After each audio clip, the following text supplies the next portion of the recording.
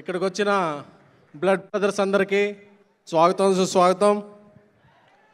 అందరికీ blood groups ABO అంటే but మన బ్లడ్ గ్రూప్ ఎం మెగా.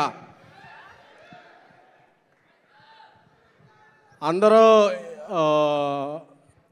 స్టడీ స్టార్ట్ చేసినప్పుడు ఏబిసిడి నేర్చుకుంటారు, బట్ మనకి ఏబి తెలియదు. ఫస్ట్ సితో స్టార్ట్ చేసాం. సి అంటే చిరంజీవి గారు. సో సినిమా ఇండస్ట్రీలో ఉన్నాం కాబట్టి మామూలుగా ఇండస్ట్రీ ఏదన్నా ప్రదేశానికి దిక్కులు 4 ఉంటాయి: east, west, south, north. But మా తెలుగు సినిమా ఇండస్ట్రీకి మాత్రం east megastar, west megastar, south megastar, north megastar, back and fourth megastar.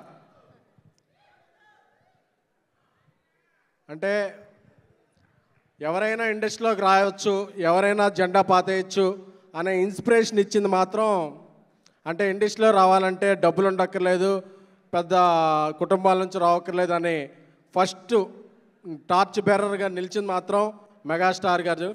నేను ఏర్లూరులో ఉండేవాడిని.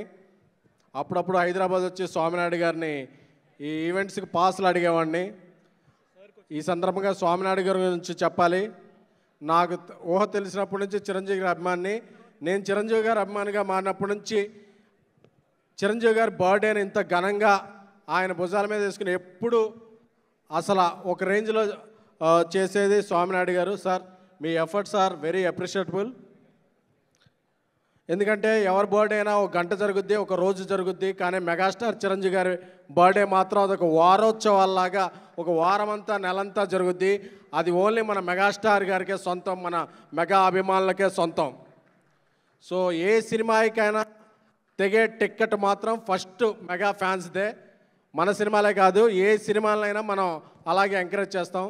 సో ఇక్కడికి వచ్చిన మా వాల్తేరు వీరయ్య డైరెక్టర్ పవర్ బాబీ గారికి, అలాగే నేషనల్ అవార్డు గ్రహీత జానీ మాస్టర్ గారికి, అలాగే విశ్వంబర మా దర్శకుడు వశిష్ఠ గారికి, నిర్మాత విక్రమ్ గారికి, అందరికీ శుభాకాంక్షలు.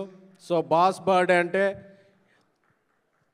హిందువులకి దసరా, ముస్లింలకి రంజాన్, క్రైస్తవులకి క్రిస్మస్. బట్ మన మెగా ఫ్యాన్స్కి మాత్రం మెగా పండుగ ఏంటంటే ఆగస్టు 22.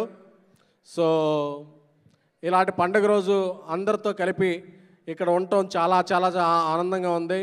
సో ఇలాంటి పండుగలు ఎప్పుడూ మనం జరుపుకోవాలి. బాస్ ఎప్పుడూ అలా ఉండాలి, మనం ఎప్పుడు బాస్ ఎప్పుడూ అలా హైట్స్లో ఉండాలి, బాస్ దీవెల మీద ఉండాలి. Thank you much. మీలాగే అందరిలో ఒకను ఎస్కేఎన్ డీసీఎం పవన్ కళ్యాణ్ గారి తాలూకా. Thank you so much. మరి ఇలాంటి పండుగ రోజున మీ స్పీచ్ వినడం కూడా మాకు చాలా ఆనందంగా అనిపించింది. థ్యాంక్ యూ అండి. Thank you thank you SKN గారు. Thank you so much.